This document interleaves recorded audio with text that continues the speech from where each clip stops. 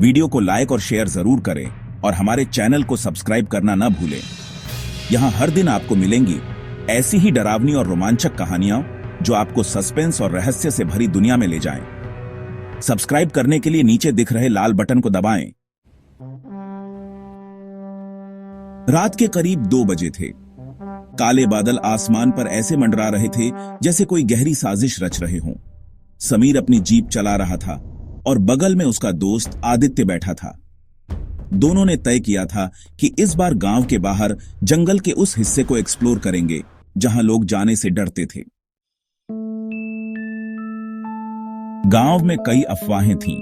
कोई कहता वहां आत्माएं भटकती हैं, कोई कहता आवाजें आती हैं और कोई कहता कि वहां गया इंसान वापस नहीं लौटता। पर समीर और आदित्य जैसे जिज्ञासु दिमागों के लिए ये बातें बस अफवाहें थीं। वे इसे चुनौती समझकर निकले थे। जीप धीरे धीरे उबड़ खाबड़ रास्तों से होती हुई जंगल के अंदर बढ़ने लगी। हर ओर घना अंधेरा था। अचानक समीर ने ब्रेक मारी। सामने रास्ता बंद था। एक टूटा फूटा बोर्ड पड़ा था जिस पर मिटे मिटे शब्द थे, आगे जाना मना है। आदित्य वीओ।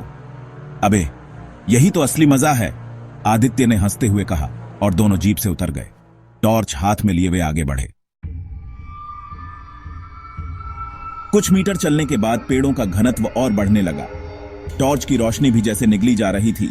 चारों तरफ अजीब सी सन्नाटा था जो दिल की धड़कन को तेज कर देता था।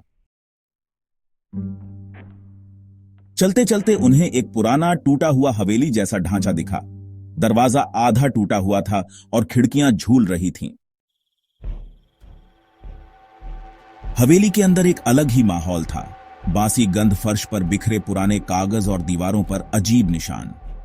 अचानक समीर ने महसूस किया कि कोई उनकी मौजूदगी देख रहा है।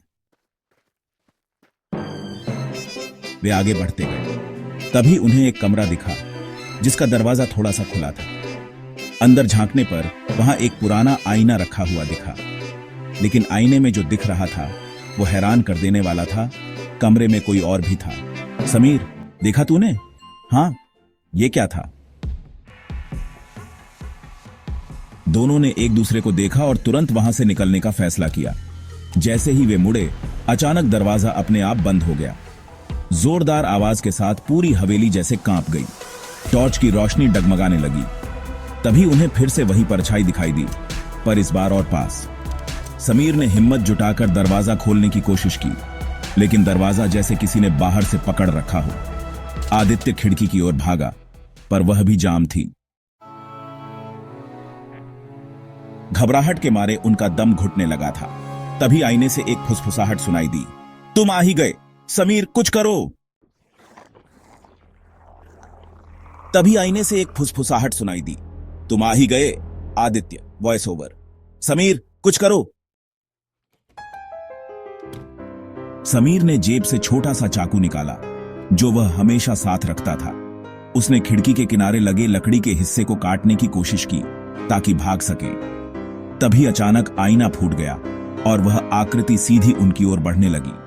हवेली का पूरा माहौल जैसे किसी और ही दुनिया में बदल गया था। दीवारें स्याह पड़ गईं, हवा ठंडी और भारी हो गई। समीर ने आखिरी ताकत लगाकर खिड़की तोड़ी और आदित्य को धक्का देकर बाहर निकाला। दोनों किसी तरह भागते हुए बाहर पहुंचे। जंगल के बीचों बीच दौड़ते हुए उन्होंने महसूस किया कि कोई उनका पीछा कर रहा है। तेज कदमों की आवाज, टूटी फूटी शाखाओं का चटकना और अजीब सी सिसकियां। आदित्य ने पीछे मुड़कर देखने की गलती कर दी। उसने जो देखा वह इतना भयावह था कि उसके पैर वहीं थम गए। वहीं अधजली आकृति, उसकी आंखों में गहरा शून्य उसके सामने थी। समीर, वीओ, मत देख पीछे, बस भाग। समीर ने आदित्य का हाथ पकड़कर खींचा और कहा, मत देख पीछे, बस भाग। किसी तरह वे दोनों गांव की सीमा तक पहुंचने में सफल रहे। जैसे ही वे गांव के पास पहुंचे, पीछा करने वाली आहटें गायब हो गईं। गांव पहुंचते ही उन्होंने एक बूढ़े व्यक्ति से सारी कहानी बताई। वह बूढ़ा चुपचाप सुनता रहा, फिर बोला, तुम लोग बच गए, ये चमत्कार ही है। उस हवेली में बहुत पहले एक परिवार को जिंदा जला दिया गया था। उनकी आत्माएं वहां कैद हैं। जो भी वहां जाता है वह कभी कभी वापस नहीं आता। समीर और आदित्य ने कसम खाई कि अब वे ऐसी किसी जगह कभी नहीं जाएंगे। लेकिन दिल के किसी कोने में एक सवाल हमेशा रह गया, अगर वे दोबारा उस जंगल में जाएं तो क्या फिर से वही सामना होगा? रातें बीत गईं, लेकिन कभी कभी समीर को अब भी नींद में वही सिसकियां सुनाई देती थीं। उसे अब भी लगता था कि कोई उसकी खिड़की के पास खड़ा उसे देख रहा है, और शायद यह कहानी अभी खत्म नहीं हुई थी। वीडियो को लाइक और शेयर जरूर करें और हमारे चैनल को सब्सक्राइब करना न भूलें। यहां हर दिन आपको मिलेंगी ऐसी ही डरावनी और रोमांचक कहानियां जो आपको सस्पेंस और रहस्य से भरी दुनिया में ले जाएं। सब्सक्राइब करने के लिए नीचे दिख रहे लाल बटन को दबाएं